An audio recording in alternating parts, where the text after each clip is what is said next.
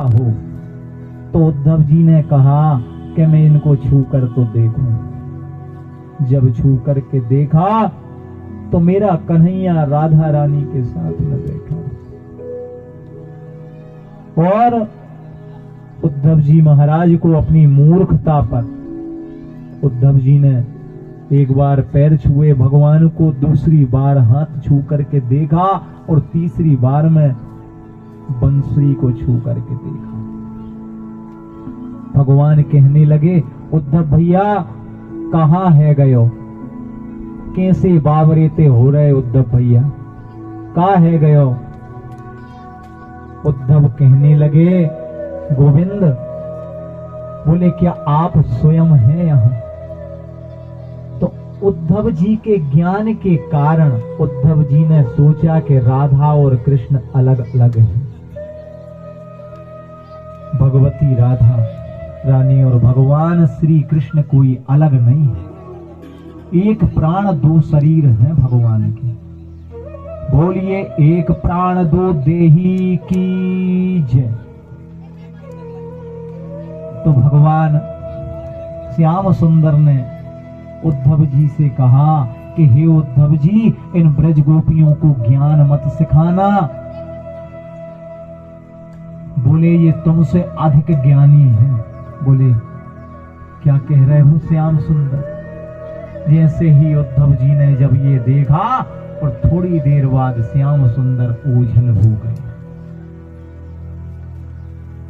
तो राधा जी कहने लगी उद्धव जी से, उद्धव जी कहने लगे कि हे राधा रानी, बोले क्या श्याम इतने निर्मोही हो गए। राधा रानी कहने लगी कि हे उद्धव जी, परसों की कहकर गए थे, कभी तो आते हैं और कभी नहीं।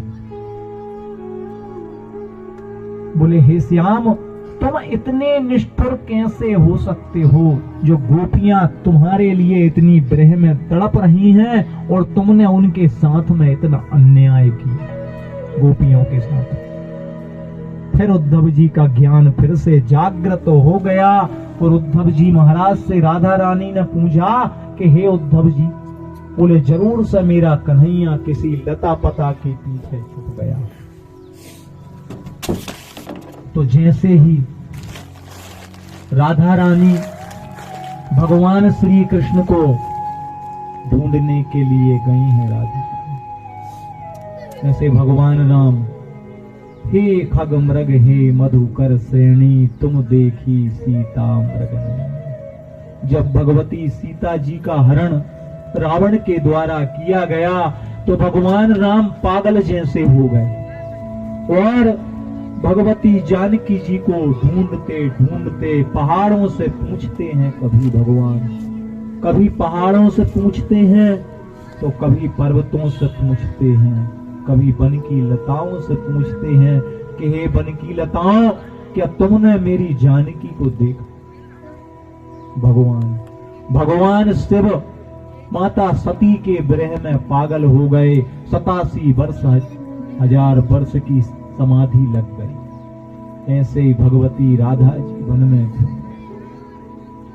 कोई तो मेरे श्याम का पता बता दो।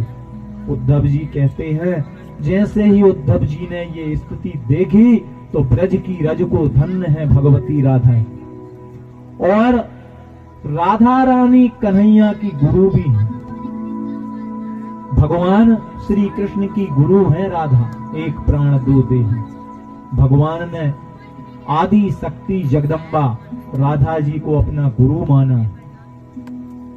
जो लोग ब्रजमंडल में गए हैं, आप उनसे पूछ सकते हैं कि ब्रजमंडल की धूल को अपने शरीर में लगाना चाहिए। ब्रजमंडल की धूल को अपने शरीर पर लगाने से हमारे अंदर की काम क्रोध विषय वासना का नाश होता है।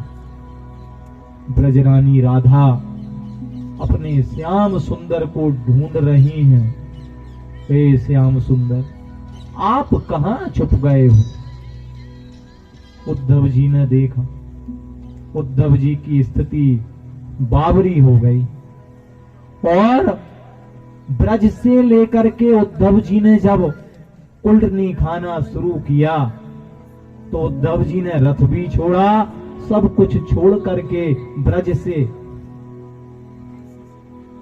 राधे राधे राधे राधे राधे राधे राधे का भजन करते हुए उद्धव जी महाराज मथुरा में आए। भगवान ने देखा,